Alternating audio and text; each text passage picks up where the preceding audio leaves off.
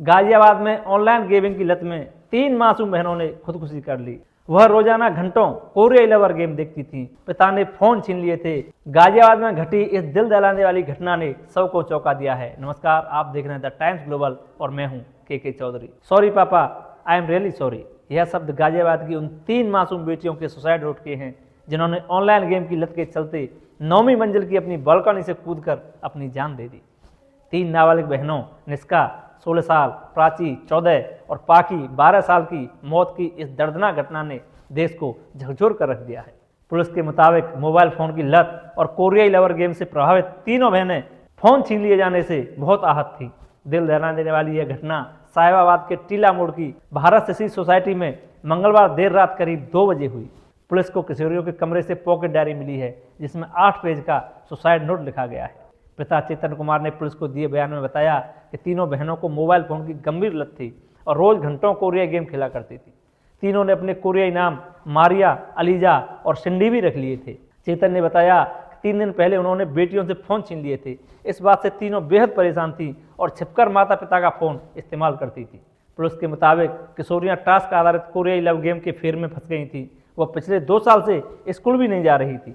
चेतन Kumar online share trading करते हैं। वो पिछले 3 साल से भारत सोसाइटी में किराए के फ्लैट में 2 पत्नियों सुजाता व हिना और 5 बच्चों के साथ रह रहे हैं।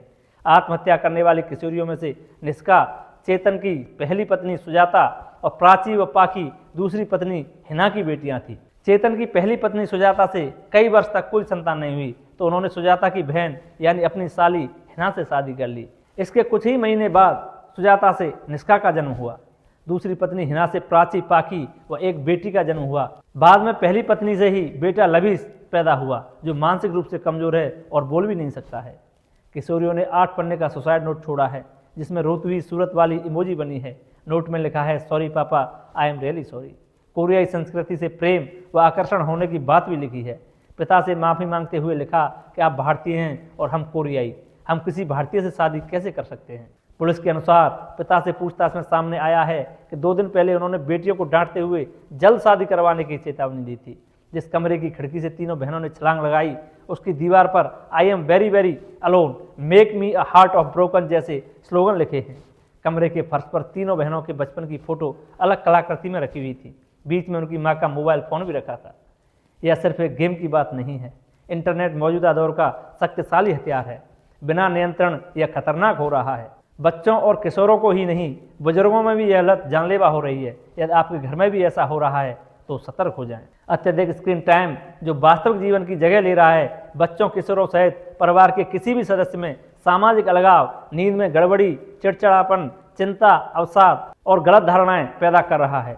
बच्चों का मस्तिष्क विकास के दौर में होता है। आवेग नियंत्रण, जोखिम आकलन और भावनात्मक तौर से अपरिपक्व होते हैं। ऑनलाइन या आभासी दुनिया के प्रति वो संवेदनशील होते हैं। इसलिए आपसे भी हम गुजारिश करते हैं कि छोटे बच्चों को स्मार्टफोन देने से बचें। स्क्रीन टाइम की सख्त सीमा तय करें। ऑनलाइन कंटेंट पर बातचीत पर निगरानी रखें। चेतावनी के संकेत पर ध्यान दें। अकेलापन, गोपनीयता, मनोदशा में बदलाव पर सतर्कता बरतें। खुले मन व बिना किसी पूर्वाग्रह से बातचीत करें। बच्चों की सुरक्षा के मायने सहभागिता हैं, न कि ढिलाई बरतना। अगर आपके बच्चे के साथ भी कुछ ऐसा हो रहा है तो जल्द मनोवैज्ञानिक मदद लें, जिसमें कोई देरी न करें। पुलिस व फॉरेंसिक टीम ने मौके पर पहुंचकर पड़ताल की है। शुरुआती जांच में परिवार वालों ने किशोरियों की कोरियाई संस्कृति से प्रभावित होने की बात कही है। सुसाइड नोट की लिखावट व मोबाइल फोन जांच के लिए फॉरेंसिक लैब भेजे गए हैं। ऐसी खबरों के लिए जुड़े रहें द टाइम्स ग्लोबल के साथ। धन्यवाद।